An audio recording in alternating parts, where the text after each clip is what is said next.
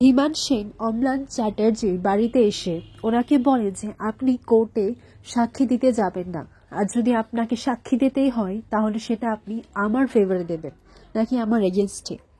এরপর অম্লান চ্যাটার্জি বলেন যে আপনি কি আমার বাড়িতে এসে আমাকে হুমকি দিচ্ছেন। তখন ধীমান সেন বলে যে আপনি যদি আমার বিরুদ্ধে গিয়ে সাক্ষীটা দেন তাহলে কি হবে সেটা কিন্তু আপনিও বুঝতে পারছেন খুব ভালো করে। এরপর অম্লান চ্যাটার্জি বলেন যে আমি সাক্ষী দেব, আর তাও আপনার বিরুদ্ধে। এই কথাটা শোনা মাত্রই ধীমান সেন অম্লান চ্যাটার্জির কলারে ধরে নেয়, আর তখন অঙ্কিত উত্তেজিত হয়ে যায়। এরপর ধীমান সেন বলে যে এত বেশি উত্তেজিত হয়েও না, কিন্তু পরে কি হবে সেটা কিন্তু খুব খারাপ হবে। এমন সময় গীতা এসে বলে যে হাতটা ছাড়ুন, এদের বাড়িতে আমরা আমাদের মেয়েকে বিয়ে দিয়েছি, আর সম্পর্কে এরা আমাদের আত্মীয় হয়, তাই এদের যদি কোনো ক্ষতি হয় তাহলে আমি আপনাকে ছেড়ে কথা বলবো না। এরপর গীতা ধীমান সেনকে বলে যে আপনি এখান থেকে কেটে পড়ুন, নইলে কিন্তু খুব খারাপ হয়ে যাবে। না না, কাটবেন না, আসলে প্রথমবার এই বাড়িতে এসেছেন, কি একটু লুচি, ফুলকো লুচি, গরম গরম লুচি খাবেন নাকি, নতুন আলু দিয়ে আলুর দম? কি হলো মেহেক, নিয়ে আসো। তখন ধীমান সেন বলে যে এখানে কি ইয়ার্কি হচ্ছে, মজা হচ্ছে এখানে? তুমি কিন্তু আমাকে চেনো না, আর আমার পাওয়ার কতটা সেটা তোমরা বুঝতে পারছো না। তখন গীতা বলে একজন উকিলের কতটা পাওয়ার সেটাও আপনি বুঝতে পারছেন না। তখন গীতা আর ধীমানের মাঝখানে তর্ক বিতর্ক হয়। তখন ধীমান সেন বলে যে ঠিক আছে, আমি আজকে চলে যাচ্ছি, কিন্তু হ্যাঁ, এর ফল কিন্তু ভালো হবে না, আর যদি কোর্টে সাক্ষী দাও তাহলে পরে কি হবে সেটার গ্যারান্টি কিন্তু আমি নিতে পারবো না। গীতা বলে যে আপনি কি দেখেছেন এখানে, আপনি তো বাড়াবাড়ি কিছুই দেখেননি, কোর্টে যা হবে সেটা দেখে নেবেন।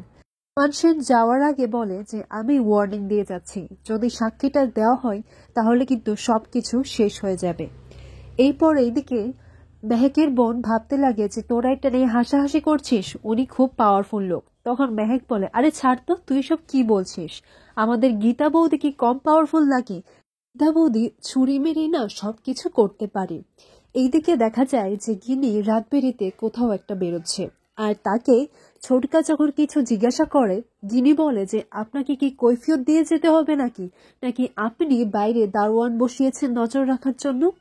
তখন ছোটকা বলে যে তুমি এই বাড়ির বউ, আর সেই সম্পর্কে আমার জানার অধিকার আছে যে তুমি রাতে কোথায় যাচ্ছ।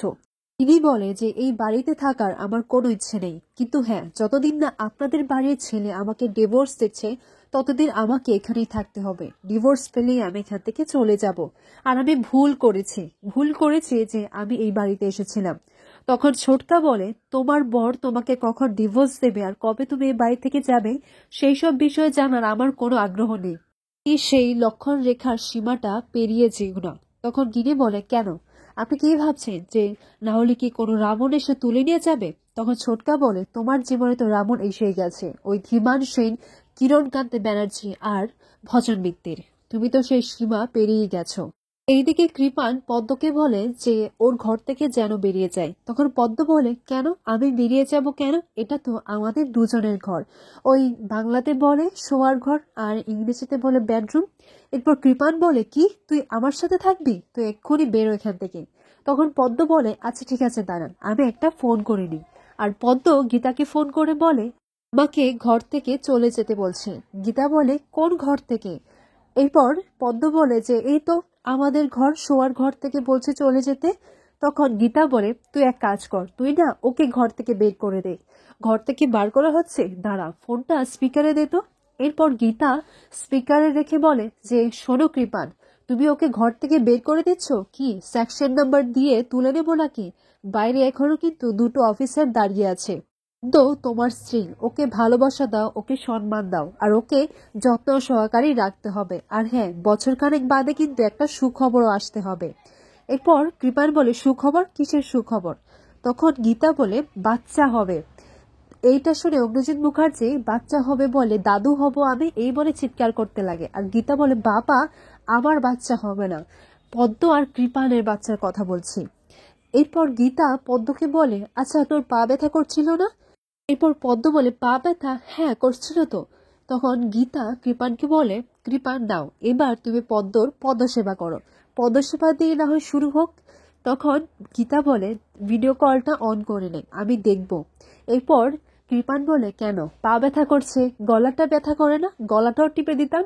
কৃপান বাধ্য হয়ে পদ্মর পাটা টিপতেই হলো সেই। আগামী পর্বে দেখা যায় রাতের বেলা গিনে যখন ধীমান সেনের বাড়ি থেকে ফেরে তখন বাড়ি এসে সে অশান্তি করতে শুরু করে দেয়।